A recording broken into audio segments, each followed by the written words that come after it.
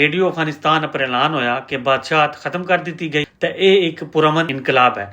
ਅੱਜ ਗੱਲ ਹੋ ਜਾਏ ਅਫਗਾਨਿਸਤਾਨ ਵਿੱਚ 1973 ਦੇ ਇਨਕਲਾਬ ਦੀ। ਦਾਊਦ ਖਾਨ ਇਸ ਤੋਂ ਪਹਿਲਾਂ 1953 ਤੋਂ ਲੈ ਕੇ 1963 ਤੱਕ ਅਫਗਾਨਿਸਤਾਨ ਦਾ ਵਜ਼ੀਰ ਆਜ਼ਮ ਰਹਿ ਚੁੱਕਿਆ ਸੀ। ਉਸ ਵਕਤ ਅਫਗਾਨਿਸਤਾਨ ਦਾ ਬਾਦਸ਼ਾਹ ਜ਼ਾਹਿਰ ਸ਼ਾਹ ਸੀ ਤੇ ਜ਼ਾਹਿਰ ਸ਼ਾਹ ਤੇ ਦਾਊਦ ਇਹ ਦੋਏ ਆਪਸ ਵਿੱਚ ਕਜ਼ਨ ਸਨ। ਇਹਨਾਂ ਦੋਵਾਂ ਦੇ ਦਰਮਿਆਨ ਸਿਆਸੀ ਇਖਤਲਾਫ ਪੈਦਾ ਹੋ ਗਏ।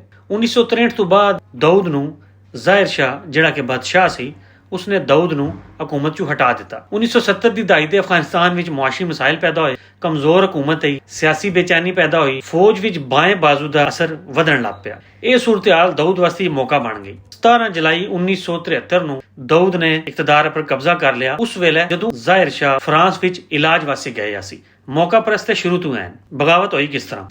ਦਾਊਦ ਖਾਨ ਨੇ PDPA ਸੀ, ਉਹ ਇੱਕ ਸਿਆਸੀ ਜਮਾਤ ਸੀ, ਉਸ ਦੇ ਵਿੱਚ ਵੀ ਦੋ ਧੜੇ, ਇੱਕ ਪਰਚਮ ਧੜਾ ਜਿਹੜਾ ਆ ਉਹਦੀ ਮਦਦ ਦੇ ਨਾਲ ਫੌਜੀ ਬਗਾਵਤ ਕਰ ਦਿੱਤੀ। ਟੈਂਕ ਤੇ ਫੌਜੀ ਯੂਨਿਟਾਂ ਨੇ ਕਾਬਲ ਦਾ ਕੰਟਰੋਲ ਹਾਸਲ ਕਰ ਲਿਆ। ਰੇਡੀਓ ਅਫਗਾਨਿਸਤਾਨ ਪਰ ਐਲਾਨ ਹੋਇਆ ਕਿ ਬਾਦਸ਼ਾਹਤ ਖਤਮ ਕਰ ਦਿੱਤੀ ਗਈ ਤੇ ਇਹ ਇੱਕ ਪੁਰਅਮਨ ਇਨਕਲਾਬ ਹੈ ਤੇ ਲਿਹਾਜ਼ਾ ਅਫਗਾਨਿਸਤਾਨ ਇੱਕ ਜਮਹੂਰੀਆ ਬਣ ਗਿਆ ਹੈ। ਐਲਾਨ ਦੀ ਹੱਦ ਤੱਕ ਦਾਊਦ ਖਾਨ ਨੇ ਅਫਗਾਨਿਸਤਾਨ ਵਿੱਚ ਬਾਦਸ਼ਾਹ ਦਾ ਖਾਤਮਾ ਕੀਤਾ, ਅਫਗਾਨਿਸਤਾਨ ਨੂੰ ਜਮਹੂਰੀਆ ਕਰਾਰ ਦਿੱਤਾ, ਅਫਗਾਨਿਸਤਾਨ ਦਾ ਪਹਿਲਾ ਸਦਰ ਬਣ ਗਿਆ। ਬਾਏਂ ਬਾਜ਼ੂ ਦੇ ਗਰੁੱਪਾਂ ਨੂੰ ਉਮੀਦ ਸੀ ਕਿ ਦਾਊਦ ਮੁਲਕ ਨੂੰ ਜਦੀਦ ਬਣਾ ਸੀ ਔਰ ਬਾਦਸ਼ਾਹਤ ਤੇ ਕਰਪਸ਼ਨ ਦੀ ਕਮਜ਼ੋਰੀ ਤੋਂ ਨਜਾਤ ਚਾਹੁੰਦੇ ਸੀ ਇਹ ਗਰੁੱਪ ਸਾਰੇ। ਅਗਰਚੇ ਲੈਫਟਿਸਟ ਜਿਹੜੇ ਗਰੁੱਪ ਸਨ ਉਹਨਾਂ ਨੇ ਦਾਊਦ ਨੂੰ ਇਕਤਦਾਰ ਵਿੱਚ ਆਉਣ ਵਿੱਚ ਮਦਦ ਕੀਤੀ ਸੀ, ਲੇਕਿਨ ਬਾਅਦ ਚੋਂ ਆਸਤਾ ਇਸ ਤੋਂ ਦੂਰ ਹੋਣ ਲੱਗ ਪਏ ਤੇ ਹਾਲਾਤ ਖਰਾਬ ਹੋਣ ਲੱਗ ਪਏ।